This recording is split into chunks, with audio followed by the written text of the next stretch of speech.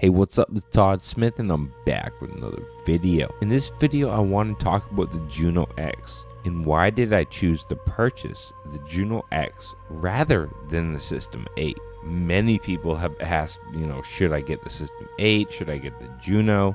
Why did he get the Juno over the System-8? It seems everybody is talking about the System-8 when it comes to relevance of my purchase. Nobody is speaking about the Jupiter-X. I think maybe it's because the System-8 is the cheaper option.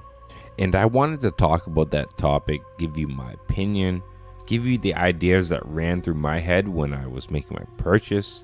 So then you can kind of go through the same thought process I did and make up your own mind. Because honestly, they're both great choices in various ways. And as much as people kind of throw Roland under the bus, I do believe they have released a lot of really good gear over the last few years. I'm a huge fan of the MC707. The SP44MK has really hit the market hard and people love it. I've owned a good amount of boutiques and yes, they're limited in poly, but for mono and dual voicing, you can actually get some really great sounds for a really great price out of those little pieces of gear. As of right now, with everything I own, the boutique I regret getting rid of the most is the SH101. Find it kind of funny that, Zencore and ACB has turned into almost a new analog and digital comparison. So people are like, oh, ACB is better, Zencore is better. I find that argument just as funny as analog versus digital. What truly matters is, do you pick it up and do you get driven by the piece? At that point, it doesn't matter what's inside in what the brand name is or any of the other things that many people focus on. When it comes down to specs and reality, System-8 is limited to 8 voices. There is an argument from some people saying that ACB is more analog, and I will say there is a sound difference on a one-on-one tone comparison to the JX and the kind of Zencore engine to the ACB, and Mr. Tuna does a great job of kind of showcasing them side by side, doing single tone, doing comparison sounds, and there is difference within the engines. If you go into the comments, some people like the Juno better, some people like the System-8. So that is really dependent on the person, what they want to bring into their music. It's all relevant to the individual.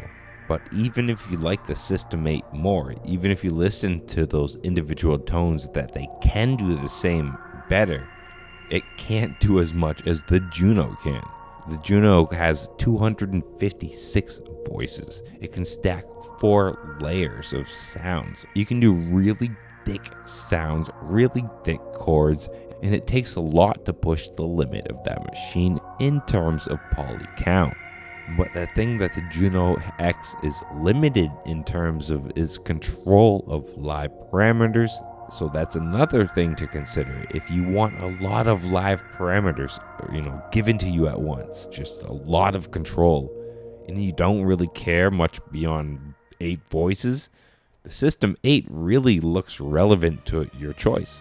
It sounds great. It might not be able to layer 4 parts, but it gives you tons of live control at your fingertips. But I would say the Juno-X is more built for somebody who wants a Juno with a almost workstation-esque layering ability within the process, and the voice count to be able to support it with a lot of layers.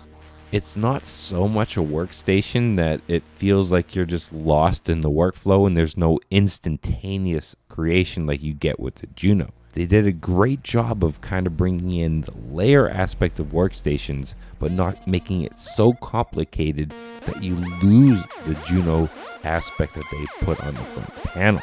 So you have the instant sound design of a Juno with a massive amount of variance in the engine and the power to layer 4 synths and have the poly count to support what you're playing. And obviously each of the synth layers can have their own parameter control, their own effects.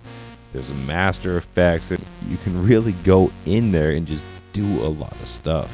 I went with the Juno-X because I already have a lot of mono analog, and on top of that I have the MC707, which is kind of a lower poly count groove box of the Zencore engine. So this would allow me to really just open up the Zen Core engine to really atmospheric, thick sounds. And then I have the Korg Op6. I have a lot of things that can cover the low poly count. I don't believe that my choice is the ultimate choice. I believe all options are open and everyone's going to make different, paths in different directions. It's going to depend on the individual. So when I give these opinions, I give it with that mindset. What I'm thinking about when I'm choosing two pieces of gear. And I really hope that helps you. And as always, stay positive, stay creative, support each other, and peace.